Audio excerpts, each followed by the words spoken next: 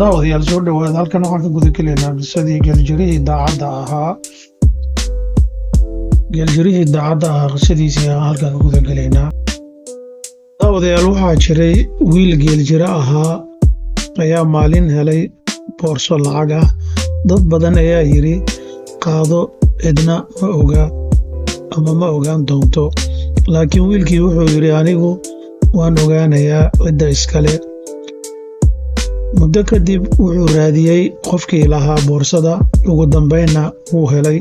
ninkii lacagta lahaa aad buu ugu farxay, wuxuuna yidhi daacadnimadaadu waa wax ka qiimo badan